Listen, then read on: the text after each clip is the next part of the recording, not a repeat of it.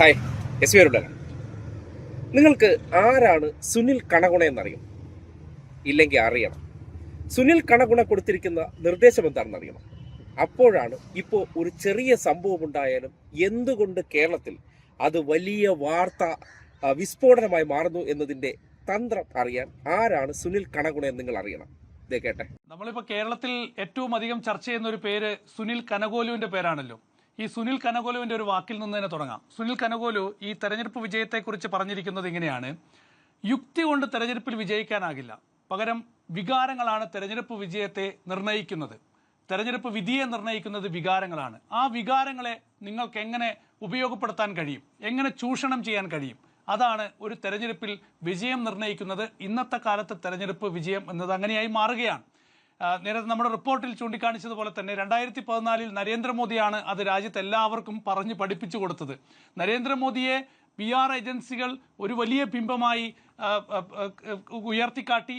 നമുക്കറിയാലോ, അന്ന് ചായ് പേ ചർച്ച എന്നൊക്കെ പറഞ്ഞു വലിയ ചർച്ചയായിരുന്നു. പാവപ്പെട്ടവൻ്റെ നേതാവ്, പാവപ്പെട്ടവൻ്റെ പ്രധാനമന്ത്രി, അങ്ങനെ പാവപ്പെട്ടവൻ എന്തുകൊണ്ട് രാജ്യത്ത് പ്രധാനമന്ത്രി ആയിക്കൂടാ എന്നൊക്കെ അന്ന് PR ഏജൻസികൾ, ഈ പ്രശാന്ത് കിഷോറും സുനിൽ കനകോലുവും ഒക്കെയാണ് നരേന്ദ്രമോദിയെ അങ്ങനെ ഒരു ബ്രാൻഡാക്കി ഇന്ത്യയിൽ ഉയർത്തി കാണിച്ചത്. അന്ന് BJPക്ക് വേണ്ടി നരേന്ദ്രമോദിയെ ഇന്ത്യയുടെ പ്രധാനമന്ത്രിയാക്കാൻ വേണ്ടി പ്രവർത്തിച്ച സുനിൽ കനകോലുവാണ് ഇപ്പോൾ കേരളത്തിൽ UDFനെ അധികാരത്തിലെത്തിക്കാനായി കോൺഗ്രസിന് വേണ്ടി പ്രവർത്തിക്കുന്നത്. അപ്പോൾ ഓരോ മണ്ഡലത്തിൽ ആര് സ്ഥാനാർത്ഥിയാകണം എന്നതടക്കം നിശ്ചയിക്കുന്നത് സുനിൽ കനകോലുവാണ്. അപ്പോൾ സുനിൽ കനകോലുവിൻ്റെ നിർദ്ദേശപ്രകാരമാണ് കേരളത്തിൽ സ്ഥാനാർത്ഥികളെ നിർണ്ണയിക്കുന്നത്. കേരളത്തിൽ ഓരോ നേതാക്കൾ എങ്ങനെ പ്രസംഗിക്കണം എന്ന് തീരുമാനിക്കുന്നത്, ഓരോ നേതാക്കൾ എങ്ങനെ നടക്കണം, എങ്ങനെ ചിരിക്കണം, എങ്ങനെ ഇരിക്കണം, എങ്ങനെ ഭക്ഷണം കഴിക്കണം, എങ്ങനെ സഞ്ചരിക്കണം എന്നതൊക്കെ ഇപ്പോൾ തീരുമാനിക്കുന്നത് അങ്ങനെയാണ്. VD സതീശൻ്റെ പ്രസംഗം കേട്ടാൽ നമുക്കറിയാം, ഓരോ 60 സെക്കൻഡ് വെച്ച് കട്ട് ചെയ്യാൻ പറ്റുന്ന റീൽ പാകത്തിനാണ് VD സതീശൻ്റെ ഓരോ പ്രസംഗവും. അത് കൃത്യമായി അറിയാം. അതൊക്കെ കൃത്യമായി PR ഏജൻസികൾ നിർദ്ദേശിക്കുന്ന തരത്തിലാണ് ഇപ്പോൾ ഓരോ നേതാക്കന്മാരും ഇപ്പോൾ പ്രസംഗിക്കുന്നത്. ഈ തെരഞ്ഞെടുപ്പ് രംഗത്ത് നിറഞ്ഞു നിൽക്കുന്നത് മണ്ണിൽ ചവിട്ടി നിന്ന് സാധാരണ ജനങ്ങളുടെ വികാരങ്ങൾ നേരിട്ട് സ്ഥാനാർത്ഥികളോ നേതാക്കളോ അറിയുന്ന കാലം ഏതാണ്ട് അവസാനിക്കുകയാണ്. ഉത്തരേന്ത്യൻ സംസ്ഥാനങ്ങളിൽ ഇതൊന്നും പുത്തരിയല്ല. കാരണം ഇപ്പോൾ രാഹുൽ ഗാന്ധി റായ്ബറേലിയിൽ വിജയിച്ചു കഴിഞ്ഞാൽ പിന്നെ രാഹുൽ ഗാന്ധിയെ റായ്ബറേലിക്കാർ കാണുന്നത് അടുത്ത തെരഞ്ഞെടുപ്പിനാണ്.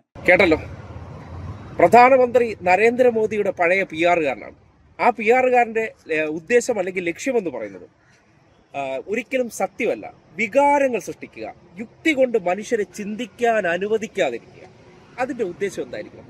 യുക്തി കൊണ്ട് ചിന്തിച്ചാൽ നിങ്ങൾ സത്യങ്ങൾ അറിയും. ഒരിക്കലും ഈ നാട്ടിൽ കഴിഞ്ഞ 10 വർഷത്തെ കാര്യങ്ങൾ നടന്നതിനെ സംബന്ധിച്ച് ചിന്തിക്കാൻ അനുവദിക്കാതെ നിങ്ങളോട് എന്ത് ചെയ്യണം? വികാരങ്ങൾ ഉണർത്തണം, വിശ്വാസത്തിന്റെ വികാരം ഉണർത്തണം. ആരോഗ്യ മേഖലയിൽ ഒരു ചെറിയ സംഭവം ഉണ്ടായിക്കഴിഞ്ഞാൽ അതിനെ സംബന്ധിച്ച് വൈകാരികത മാധ്യമങ്ങളിലൂടെ ഉണർത്തി ആൾക്കാരെ യഥാർത്ഥ ചിന്താശേഷിയിൽ നിന്ന് വഴിതിരിച്ചു വിടാനുള്ള തന്ത്രമാണ്. ഇതാണ് ആര് പയറ്റിയത്? നരേന്ദ്രമോദി പയറ്റിയത്.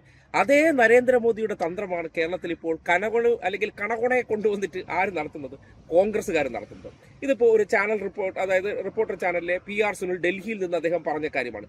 ഇതിനോടൊപ്പം തന്നെ ഈ കണകുണ കൊടുത്തിരിക്കുന്ന ചില നിർദ്ദേശങ്ങളെക്കുറിച്ച് കഴിഞ്ഞ ദിവസം മീറ്റ് ദ എഡിറ്റേഴ്സിൽ അരുൺകുമാറും വിശദീകരിച്ചിട്ടുണ്ട്. നിങ്ങളത് കേൾക്കേണ്ടതുണ്ട്. എന്താണ് ഇന്നത്തെ കാലഘട്ടത്തിൽ ജനങ്ങളെ, അതായത് തെരഞ്ഞെടുപ്പിൽ നമ്മൾക്കൊരു ലക്ഷ്യം നേടിയെടുക്കണം, അതിന് കണകുണയ്ക്ക് കൊടുക്കാൻ കോൺഗ്രസിന്റെ കോടികളുണ്ട്. ആ കോടിയെടുത്ത് പാവപ്പെട്ട ഇവർ കൊണ്ടുവന്നില്ലേ, ആശാസമരം എന്നുള്ള നിലയ്ക്ക് കുറച്ച് ആൾക്കാരെ കൊണ്ടുവന്നില്ലേ, അവർക്ക് കൊടുത്തിരുന്നെങ്കിൽ അതിലെ SUCI മിനി ഒഴികെയുള്ള ബാക്കി ആർക്കും 10 പൈസ കിട്ടിയില്ല. SUCI മിനിയുടെ ബാങ്ക് ബാലൻസ് എടുത്ത് പരിശോധിക്കുകയാണെങ്കിൽ എത്ര കുറഞ്ഞാലും ഒരു 2 കോടി രൂപ ഇപ്പോൾ ഉണ്ടായി. ഷാജിർ ഖാനും മിനിയും കൂടി ചേർന്ന് 2 കോടി രൂപയെങ്കിലും ഇപ്പോൾ കോൺഗ്രസിൽ നിന്ന് ബാങ്ക് ബാലൻസ് ഉണ്ടായിക്കാണും. അതാണ് അവർക്ക് കിട്ടിയിരിക്കുന്ന ഈ ഒരു കച്ചവടത്തിന്റെ ഗുണമെന്ന് പറയുന്നത്. അപ്പോൾ കണകുണ പറഞ്ഞു കൊടുത്തിരിക്കുന്ന നിർദ്ദേശപ്രകാരമാണെങ്കിൽ വികാരങ്ങൾ ഉണർത്തുക, അതിന് മാധ്യമങ്ങളെ കൂടി പർച്ചേസ് ചെയ്തുകൊണ്ട് ചെറിയ വിഷയങ്ങളെയും വിസ്ഫോടനമാക്കിക്കൊണ്ട് വ്യക്തികളെ കേന്ദ്രീകരിച്ച് വികാരം സൃഷ്ടിക്കാത്തതാണ്. അതായത് ചെയ്തവരല്ല, ആർക്കാണോ ഇപ്പോൾ ഞാൻ പറഞ്ഞില്ല, കത്രികയുടെ വിഷയം വരിക 21 നടന്ന സംഭവത്തെയാണ് പർവ്വതീകരിച്ച് ഇപ്പോൾ കൊണ്ടുവരുന്നത്. വീഴ്ച വരുത്തിയ ഡോക്ടർക്കെതിരെ നടപടിയെടുത്തിട്ട് തൃപ്തിയാകാതെ അവരെ വീട്ടിലേക്ക് പോയി ഈ കോപ്രായങ്ങൾ കാട്ടുന്നത് ആ വിഷയത്തെ വൈകാരികമാക്കുക, തന്ത്രിയെ രംഗത്തിറക്കുകയാണ്. വിശ്വാസത്തിന്റെ പേരിൽ ആൾക്കാരുടെ ഉള്ളിലെ വൈകാരികത, അതായത് ഹിന്ദുക്കളുടെ വികാരം ഉണർത്തുക. കാര്യങ്ങൾ നിങ്ങൾക്ക് കണക്ട് ആവുന്നുണ്ടല്ലോ. അപ്പോൾ അരുൺകുമാർ പറഞ്ഞ കാര്യങ്ങൾ കൂടി നിങ്ങൾ കേട്ട് കഴിയുമ്പോൾ കുറെ കാര്യം കൂടി ബോധ്യപ്പെടും. ഈ പ്രചരണത്തിനൊരു രീതിയുണ്ട് മാധു.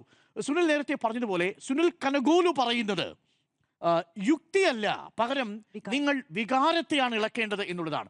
യുക്തി അഡ്രസ്സ് ചെയ്ത് കഴിഞ്ഞാൽ ചില പാർട്ടികൾ തോറ്റുപോകാനുള്ള സാധ്യതയുണ്ട്. യുക്തിയുടെ അളവുകോൽ വെച്ച് നോക്കുമ്പോൾ നിങ്ങളുടെ നാട്ടിൽ വന്ന വികസനത്തെക്കുറിച്ച്, നിങ്ങളുടെ വീട്ടിൽ വന്ന വരുമാനത്തിൻ്റെ വർധനവിനെക്കുറിച്ച്, നിങ്ങളുടെ കുട്ടികൾ മികച്ച സ്കൂളിൽ പഠിക്കുന്നതിനെക്കുറിച്ച്, നിങ്ങളുടെ ചെറുപ്പക്കാർ മികച്ച ഗവേഷണ സ്ഥാപനങ്ങളിൽ പണിയെടുക്കുകയും മികച്ച സ്റ്റാർട്ടപ്പുകൾ തുടങ്ങുന്നതിനെക്കുറിച്ച്, നിങ്ങളുടെ തദ്ദേശ സ്ഥാപനങ്ങൾ മാലിന്യ വിമുക്തമായതിനെക്കുറിച്ച്, വീട്ടുപടിക്കൽ സേവനങ്ങൾ എത്തുന്നതിനെക്കുറിച്ചൊക്കെ ചർച്ച ചെയ്യും. യുക്തിയാണ് നിങ്ങൾ അഡ്രസ്സ് ചെയ്യുന്നതെങ്കിൽ. അപ്പോൾ ഒരു കാരണവശാലും യുക്തിയെ നിങ്ങൾ അഡ്രസ്സ് ചെയ്യരുത്. പകരം നിങ്ങൾ എന്ത് ചെയ്യണം?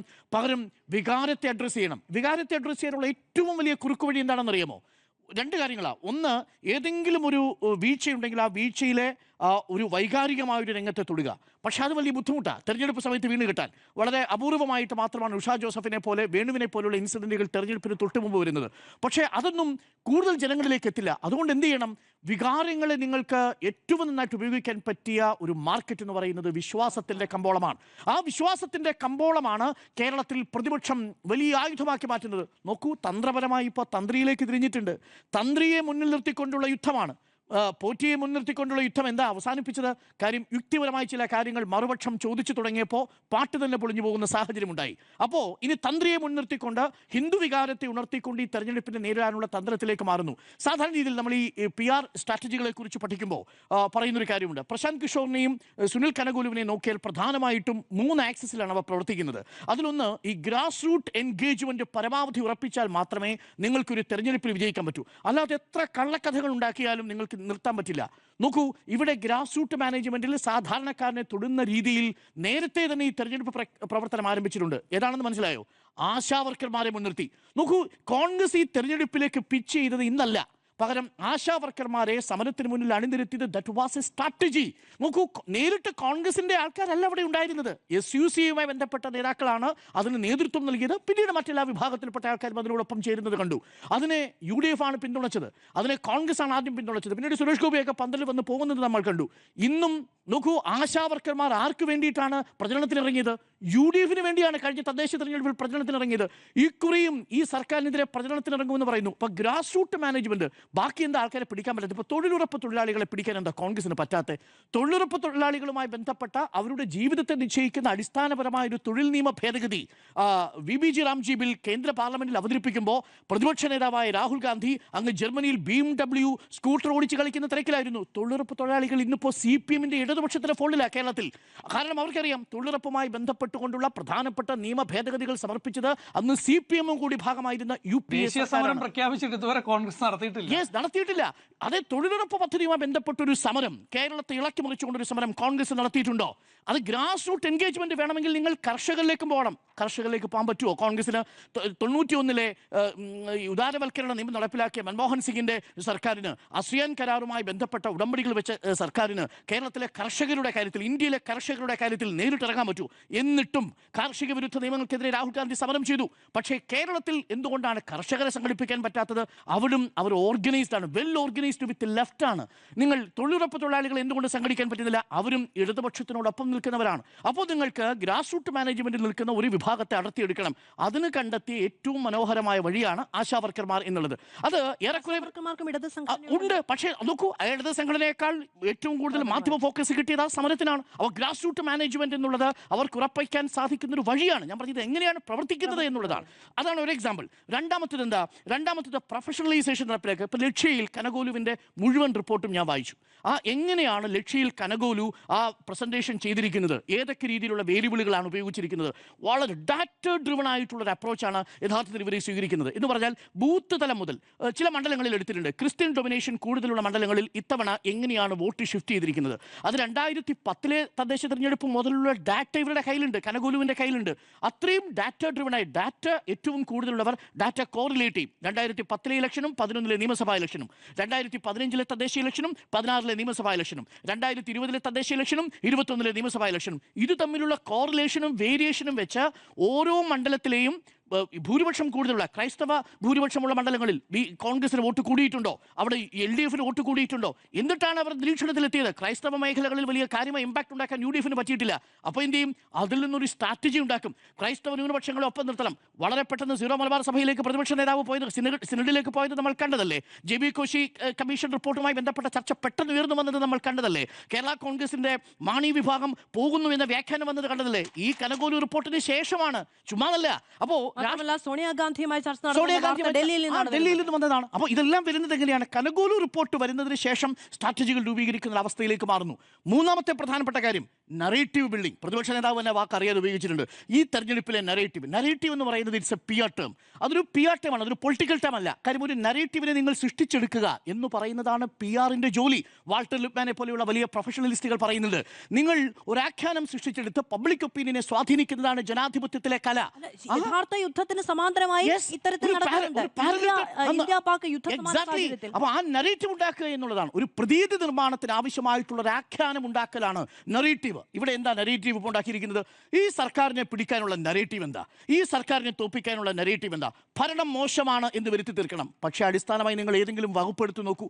ഏതെങ്കിലും ഒരു വകുപ്പ്, നമുക്ക് ശരിയാണ്, വനം വന്യജീവി വകുപ്പ്, അതല്ലെങ്കിൽ ചില സമയങ്ങളിൽ മൃഗസംരക്ഷണ വകുപ്പുമായി ബന്ധപ്പെട്ട്, അതല്ലെങ്കിൽ ചില വിഷയങ്ങൾ നമ്മൾക്ക് കണ്ടിട്ടുണ്ട്. അത് ഒഴിച്ചു നിർത്തിയാൽ ബാക്കി ഏതെങ്കിലും വകുപ്പിനെ കുറിച്ച് വ്യാപകമായ രീതിയിലുള്ള പരാതി നിങ്ങൾ കണ്ടിട്ടില്ല. അവിടെ അപ്പോൾ ഒരു നറേറ്റീവ് സൃഷ്ടിക്കുക എന്നുള്ളത് വളരെ പ്രധാനപ്പെട്ട കാര്യമാണ്. അപ്പോൾ ഗവേണൻസിനെതിരെ ഒരു വകുപ്പിനെ ഫോക്കസ് ചെയ്യണം. അതാണ് ഞാൻ ഇനി പറയാൻ പോകുന്ന ആരോഗ്യ വകുപ്പ്.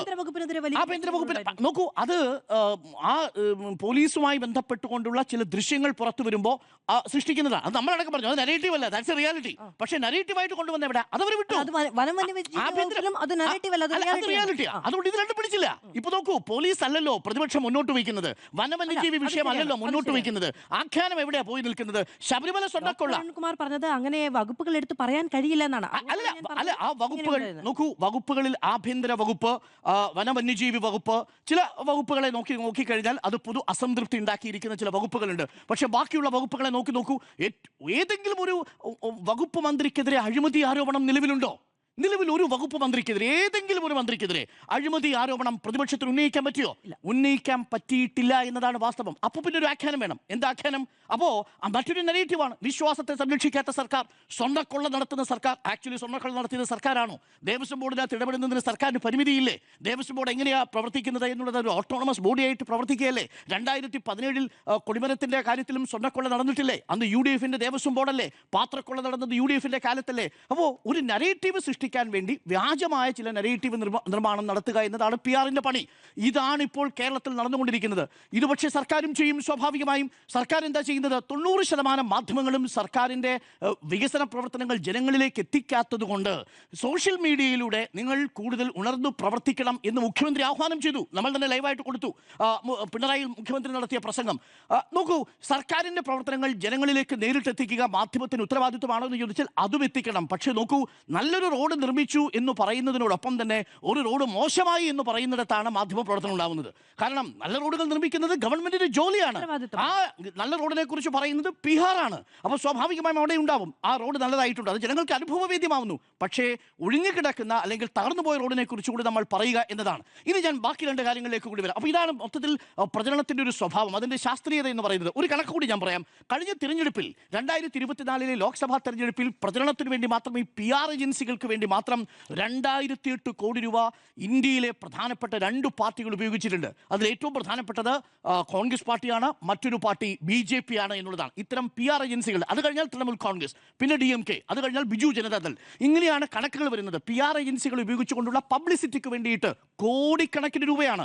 BJP കഴിഞ്ഞ 2024 തെരഞ്ഞെടുപ്പിൽ അവരുടെ മൊത്തം വരുമാനത്തിന്റെ 44% ഉപയോഗിച്ചിരിക്കുന്നത് ഈ പബ്ലിസിറ്റിക്ക് വേണ്ടിയാണ്. 1499 കോടി. അത് കഴിഞ്ഞാൽ കോൺഗ്രസ് 620 കോടി, 18%. ഇതാണ് കണക്ക് നമ്മുടെ മുന്നിലുള്ളത്. അപ്പോൾ കണഗുണ തന്ത്രം എന്താണെന്ന് മനസ്സിലായല്ലോ. നമ്മൾ ഇവിടെയാണ് തിരിച്ചറിയേണ്ടത്. ചോദ്യങ്ങൾ എങ്ങനെ കൃത്രിമ ചോദ്യങ്ങൾ വികാരം സൃഷ്ടിച്ച ആൾക്കാരുടെ ഉള്ളിലേക്ക് പുള്ളി ചെയ്ത് കൊടുക്കുകയാണ്, തള്ളിക്കയറ്റുകയാണ്. ഈ ചോദ്യങ്ങൾ മാത്രം അവർക്ക് കേട്ടാൽ മതി, അവർക്കൊരിക്കലും ഉത്തരം വേണ്ട. ഈ ചോദ്യങ്ങൾ ചോദിച്ച് അതല്ലേ കാര്യം, ഇതല്ലേ കാര്യം, ഇതിൽ ഉത്തരങ്ങളില്ലാതെ ആൾക്കാരെ വികാരമുണർത്തി ചോദ്യങ്ങൾ ചോദിപ്പിച്ച് ജനങ്ങൾക്ക് വേണ്ടി ചെയ്തു കൊടുത്ത കാര്യങ്ങൾ ചർച്ചയാകാതിരിക്കുക. ഇവിടെ ക്ഷേമ പെൻഷൻ കൊടുത്ത വിഷയങ്ങൾ ചർച്ച ചെയ്യാതിരിക്കാൻ വേണ്ടി ഇവർ നടത്തിക്കൊണ്ടിരിക്കുന്ന ഈ ഒരു അല്ലെങ്കിൽ വികസന പ്രവർത്തനങ്ങൾ ഒന്നും ചർച്ച ചെയ്താൽ ഞങ്ങൾ അധികാരത്തിൽ വരില്ല എന്നറിയാം. അതുകൊണ്ട് വികാരമുണർത്താൻ വേണ്ടി നരേന്ദ്രമോദി എങ്ങനെയാണോ ആദ്യ കാലഘട്ടത്തിൽ 2014 കാലഘട്ടത്തിൽ അധികാരത്തിൽ വരാൻ സുനിൽ കണകുടെ ഗ്രൗണ്ട് ഒരുക്കി കൊടുത്തത്, അതേ ഗ്രൗണ്ട് കേരളത്തിൽ ഒരുക്കാൻ വേണ്ടിയാണ് കോടികൾ കൊടുത്തു.